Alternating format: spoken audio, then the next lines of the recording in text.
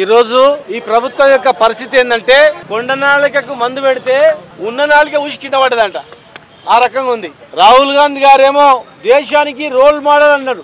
తెలంగాణలో బ్రహ్మాండంగా అమలైతే అన్నారు. బీఆర్ ఎలక్షన్లో చెప్పారు. ఎటువైనా తెలంగాణలో 42% విద్యా ఉద్యోగం స్థానిక సంస్థ రిజర్వేషన్ అయిపోయింది అన్నారు. కానీ ఇలా ఏమైపోయింది? బీసీల పని అయిపోయింది. ఇలా ఖతం చేసిరు. మొత్తం గొంతు విసికేసిరు.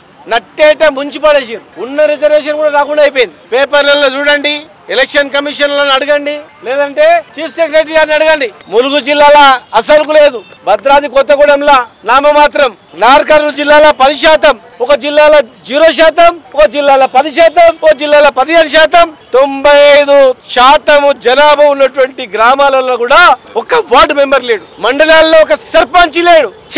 ఇంత ఘోరంగా ఉంటుందా? ఇక్కడ ఆమన్గల్ మండలంలో ఒక్కరు లేరు. రంగనాథపాలెం ఖమ్మం జిల్లాలో ఒక్కరు లేడు. ములుగు జిల్లాలో ఒక్కరు లేరు. హన్వాడ మండలంలో 4-5 గ్రామాల్లో టోటల్ 98% జనాభా ఉన్న గ్రామాల్లో ఒక వార్డు మెంబర్ లేడు. ఇంత ఘోరంగానా? ఇంత అవమానమా? బీసీ కులగణన అని చెప్పి ఆ రోజు మీరు తక్కువ చేసి చూసినప్పుడే అర్థమైపోయింది వీళ్ళు ఏదో కుట్ర చేస్తున్నారని. మీరు 60% అంటున్నారు.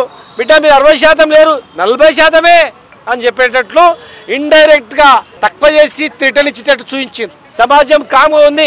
ఎందుకంటే రేపు సెన్సెస్ లో తెలుస్తుంది మీ మోసాలు. సరే ఇప్పుడు 42% ఇవ్వని పేచి పెట్టొద్దా అనుకున్నాం. కానీ ఇలా 42% కాదు కదా, ఉన్నది మొత్తం మీకు పడేసారు. వార్డు మెంబర్ లేదు, సర్పంచ్ లేని మండలాలు ఇప్పటి వరకు ఎక్కడ లేవు. మీరు అనుకుంటుండొచ్చు మసి ఊసి మారేడుకాయ వేయొచ్చు, ఎక్కువ రోజులు నడవదు. మోసాలు ఎక్కువ రోజులు నడవవు. శిశుపాలిని మాదిరిగా 100 తప్పుల తర్వాత ఎట్లా తలకా కట్ అవుతుందో ఇలా రాజకీయంగా బీసీలతో పెట్టుకుంటే ఖచ్చితంగా కూడా మీరు 0 స్థాయికి వస్తారు. మీరు అనుకుంటుండొచ్చు ఏదో ఎలక్షన్లు పెట్టి గెలిచినోడు అందరు కూడా కాంగ్రెస్ పార్టీ అని కండవలేసి మీకు నిధులు ఇస్తాం రాండి అని పిలిచి కండవలేసి పెద్ద ఫోటో కొట్టించుకొని మొత్తం కాంగ్రెస్ పార్టీ గెలిచిందని భ్రమలు చేయాలని చూస్తున్నారేమో. ప్రజలు సిద్ధంగా ఉన్నారు. పాతాళ లోకానికి తొక్కడానికి సిద్ధంగా ఉన్నారు. ఇలా 80% జనాభా ఉన్నటువంటి వాళ్ళు 80% అసెంబ్లీలో ఉండాలి. 80% ఈ దేశంలో ప్రపంచంలో ఎక్కడ కానీ పార్లమెంట్ లో ఉండాలి. కానీ 20% కూడా లేరు. ఆయన ఓపికతో ఉన్నారు. కనీసం స్థానిక సంస్థలలో వస్తుంది అనుకుంటే అది కూడా లేదు. అంటే సర్పంచ్ వార్డు మెంబర్ నుంచి మీరే ఉండాలనుకుంటే అవుతుంది? అది ఆలోచన చేయండి. ఓసీలో ఉన్నటువంటి రాజకీయ మేధావులు కూడా ఆలోచన చేయండి. తెలంగాణ ఉద్యమం పెట్టొచ్చింది, నక్సల్బరీ ఉద్యమం పెట్టొచ్చింది, సాయుధ పోరాటం పెట్టొచ్చింది. ఆలోచన చేయండి. ఇలా రాజకీయ అసమానతలో మీరు అవమానపరిస్తే మళ్ళొకసారి ఉద్యమం వస్తే ఎక్కడ ఉంటారు ఆలోచన చేయండి. చాలా మంది ఓసీలో ఉన్నటువంటి వాళ్ళు ఫోన్ చేస్తా ఉన్నారు, అన్న ఖచ్చితంగా తప్పు చేస్తున్నారు మా వాళ్ళు, మళ్ళా తెలంగాణ ఉద్యమం బీసీ ఉద్యమం వస్తుంది, ఎవరు తట్టుకోలేడు, గ్యారంటీ వస్తుంది, 100% వస్తుంది. ఈ గడ్డ నుంచి స్టార్ట్ అవుతుంది. ఈ భారతదేశంలో ఇక్కడి నుంచి స్టార్ట్ అవుతుంది కూడా చెప్తా ఉన్నారు. మరి ఇలా మీరు ఉన్న పర్సెంటేజ్ ఇవ్వకుండా ఎన్నిసార్లు అబద్ధాలు చెప్తారు, ఎన్నిసార్లు అబండాలు వేస్తారు బీఆర్ఎస్ పార్టీ మీద? బీఆర్ఎస్ పార్టీ ఎంతమంది రాజ్యసభ మెంబర్లు ఇచ్చింది, ఎంతమంది ఎమ్మెల్సీగా చేసింది, ఎంతమందిని మార్కెట్ చైర్మన్ గా చేసింది, ఎంతమంది విద్యార్థులను ఈ భారతదేశంలో అత్యధికంగా గురుకులాలు పెట్టి చదివించింది మేము కాదా? మాకన్నా మీరు ఎక్కువ చేయండి, సంతోషపడతాం. విదేశీ విద్యలో పంపింది మేము కాదా? ఇలా మీరు ఒక పార్టీని కాదు, కాంగ్రెస్ పార్టీలో ఉన్నటువంటి బీసీ నాయకులు కూడా మసి అవుతున్నారు. కార్పొరేషన్ చైర్మన్లు ఇవ్వరు, మంత్రి పదవులు ఇయ్యరు, ఏది ఇయ్యరు. మమ్మల్ని కూలీలాగా చూస్తున్నారు, మమ్మల్ని బారిసలాగా చూస్తున్నారని. ఇలా మీరు 5 ఏళ్ళు ఇంకా అయిపోయింది, 3 ఏళ్ళు ఉన్నాం, ఎవరు ఏం బీకర్ అనుకోవచ్చు. కానీ ఏదో ఒక రోజు వీళ్ళే తిరగబడి శ్రీలంక మాదిరిగానో నేపాల్ మాదిరిగానో జరిగే పరిస్థితి తెలంగాణలో మాత్రం ఉంటుంది. గుర్తుపెట్టుకోండి. మీరు అనుకోవచ్చు కేసులు పెడదాం, జైళ్ళలో పెడదాం, భయపెట్టిద్దామని. ఎవ్వడు భయపడు. అమరవీరుల సాక్షిగా మేము చెప్తా ఉన్నాం. మీరు ఇచ్చిన మాట ప్రకారం మాట తప్పకండి.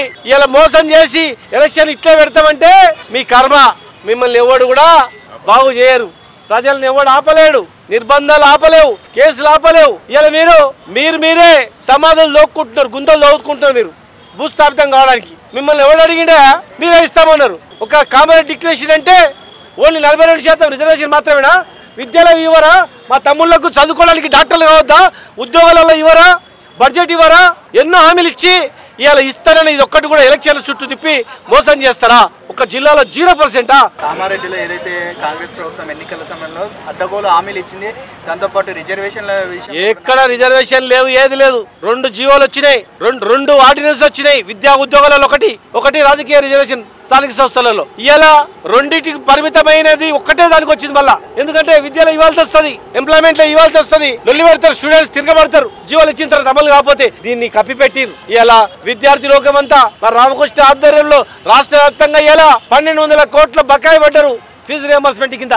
వాళ్ళు సిద్ధమవుతా ఉన్నారు, ఎప్పుడెప్పుడో అని చెప్పి కాచుకొని ఉన్నారు. ఇలా బీసీ సంఘాలు మొత్తం కూడా గొడవ చేస్తా ఉన్నాయి. మా సర్పంచుల సంఘాలన్నీ కూడా కదులుతా ఉన్నాయి. యాదవ్ గారు ఆధ్వర్యంలో, ప్రణల్ చంద్ర ఆధ్వర్యంలో, మా కుమార్ గారు ఆధ్వర్యంలో, ఎంపీటీసీలు, మా గుజ్జ కృష్ణ గారి ఆధ్వర్యంలో బీసీ సంఘాలు జీవితాలు సర్వం దారపోసినటువంటి అందరు కూడా అక్కడ రాజన్న అందరు కూడా. కనుక మా విద్యార్థి లోకాన్ని గాని మా సంఘాలను గాని ప్రజాప్రతినిధులను మీరు ఆపలేరు. తెలంగాణ ప్రజాప్రతినిధుల ఫోరం సిద్ధంగా ఉంది, త్యాగాలకు సిద్ధంగా ఉంది. మీరు సరి చేసుకోకపోతే ఇట్లా ఎలక్షన్ పెట్టి అణచివేస్తామంటే ఎట్టి పరిస్థితిలో ఊరుకోం. రిటైర్డ్ అయిన ఉద్యోగులకు కూడా పైసలు ఇస్తలేరు, పిఆర్సీ ఇస్తలేరు, ఏది ఒక్కటి చక్కగా ఉంది. రైతులకు ఏం చేస్తలేరు, అన్ని చేస్తామని చెప్పి చివరకు కనీసం 42% అనే వస్తుందంటే దీని కూడా మోసం చేస్తారు. కనుక ఖచ్చితంగా మేము ఊరుకోం, ఉద్యమాన్ని ఉధృతం చేస్తాం. మీరు పోలీసులను పెట్టి ఎలక్షన్ నడుపుకోవచ్చు మాత్రం గానీ మనసులో ఉన్నటువంటి గాయాన్ని మీరు మార్చలేరు, ఆర్పలేరు. గ్యారెంటీగా దీన్ని అంచెలంచెలుగా చేస్తాం. కాంగ్రెస్ బీజేపీ పార్టీలదే బాధ్యత, రెండు పార్టీలే బాధ్యత తీసుకొని సరిచేసి 42% ఇస్తే సరిపో, లేకపోతే ఖచ్చితంగా పెద్ద ఉద్యమాన్ని ఇక్కడ నుంచి స్టార్ట్ అయితే దేశవ్యాప్త ఉద్యమానికి ఇది కేంద్ర బిందువు అయితే తెలంగాణ కూడా మీ ద్వారా తెలియజేస్తా ఉన్నాం.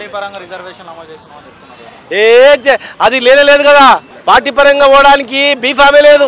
బీఫామ్ లేని ఎక్కడ పార్టీ పరంగా ఉంటది, ఎక్కడ నుంచి ఉంటది? పార్టీ పరంగా అవకాశమే లేదు. పార్టీ పరంగా ఇచ్చే అవకాశం లేనటువంటి ఎలక్షన్ లో పార్టీ పరంగా ఎట్లా ఇస్తారు? ఎవరు చెవులో పువ్వు పెడతారు?